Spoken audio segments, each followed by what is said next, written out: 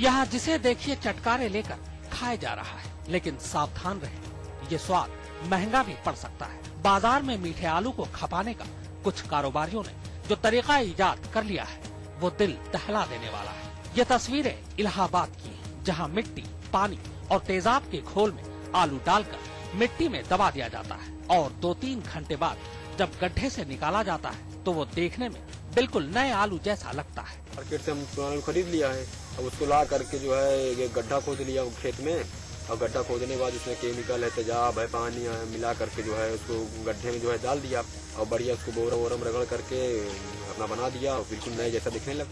थोड़े से फायदे के लिए आलू कारोबारी किसी भी हद तक गिरने को तैयार है, क्योंकि तेजाब बुझा आलू खाने से लाइलाज बीमारी कैंसर, एसिडिटी, अल्सर, हार्मोन असंतुलन का खतरा होता है। आशीष राय, इलाहाबाद, आज तक। ना तो ये सब्जी बीमार है, ना ही यहाँ कोई सब्जियों के डॉक्टर हैं। लेकिन इन सब्जियों को खाकर हम और आप बीमार जरूर पड़ जाएंगे।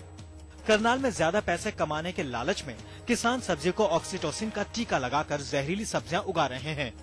ऐसा अक्सर बाजार में बिकने वाली घिया, लौकी और खीरा के अलावा बेल वाली सब्जियों के साथ किया जा रहा है, जबकि वैज्ञानिकों का कहना है कि ये सिर्फ किसानों का वहम है। किसानों को एक भ्रांति सी आ गई है किसानों में कि वे सब्जियों में जब इसका यूज करते हैं, खास करके बेल वाली सब्जियों में, तो उनकी जो बढ़वार बहुत ज्यादा होती है और पैदावार बढ़ती है, लेकिन ऐसा नहीं है। ऐसी सब्जियों से कैंसर, हार्ट अटैक, चर्म रोग समेत कई बीमारियों का खतरा रहता है। लेकिन करनाल की यही सब्जियां दिल्ली तक सप्लाई हो रही हैं। चंद्र प्रकाश, करनाल, आज तक।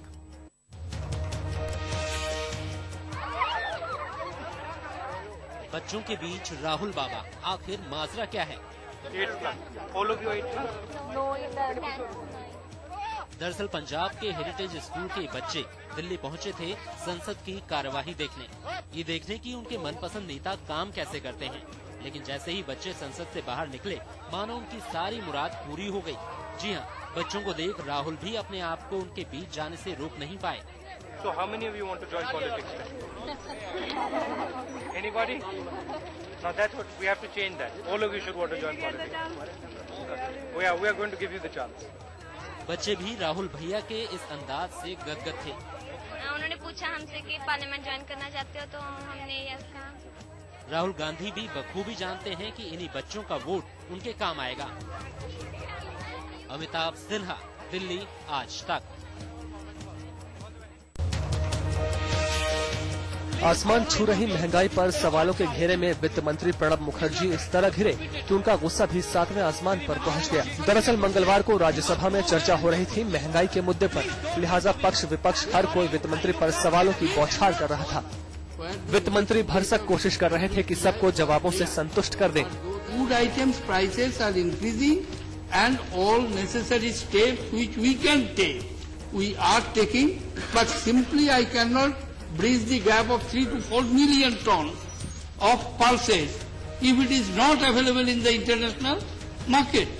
महंगाई के सवाल पर टीका टिप्पणी से प्रणब दा भले ही लाल पीले हो रहे हों, लेकिन सच्चाई ये है कि कमर तोड़ महंगाई से जनता उनसे भी ज्यादा नाराज है और ये पूछ रही है कि अगर देश के वित्त मंत्री ही महंगाई के आगे बेबस नजर आते हैं तो फिर जनता किससे फरियाद करे।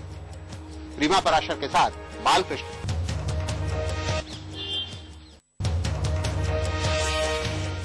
संसद में सवाल पूछने के दौरान नदारद रहने वाले सांसदों पर अब गिर सकती है गाज। कांग्रेस अध्यक्ष सोनिया गांधी ने सोमवार को प्रश्नकाल के दौरान सांसदों के गायब रहने पर जवाब मांगा है। ये तो अभी नहीं कहा जा सकता, लेकिन यह कि निश्चित रूप से सदस्यों को कहा जाएगा कि आगे से भविष्य में ऐसा न करें। 30 नवंबर को प्रश्नकाल के दौरान एक के बाद एक 5 सवालों पर नाम पुकारे गए, लेकिन उनको पूछने वाले सांसद ही गायब रहे।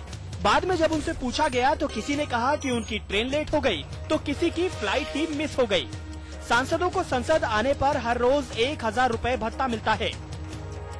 संसद के हर सत्र में सोनिया गांधी सांसदों को ये बताती हैं तो संसद में मौजूद रहें, लेकिन किसी पर शायद इसका असर नहीं होता।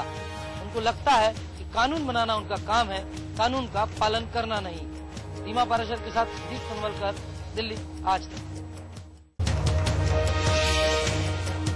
टॉप मैनेजमेंट कॉलेज में दाखिले के लिए कैट परीक्षा में मची गड़बड़ी पर राजनेताओं का भी ध्यान गया है।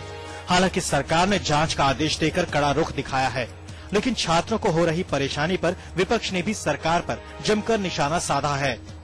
मुझे लगा किसी व्यंग्यात्मक नाटक का शीर्षक होगा, लेकिन सच मानिए अध्यक्ष जी, 2 मिनट बाद ही जब उस खबर को मैंने देखा तो मुझे लगा ये व्यंग्य नहीं हादसा था।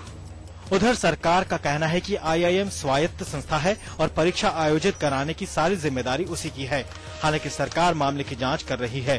इसमें ज्यादा गौर से इनको तय करना चाहिए कि कैसे ऑनलाइन इम्तिहान लेना है, and they should have been far more careful.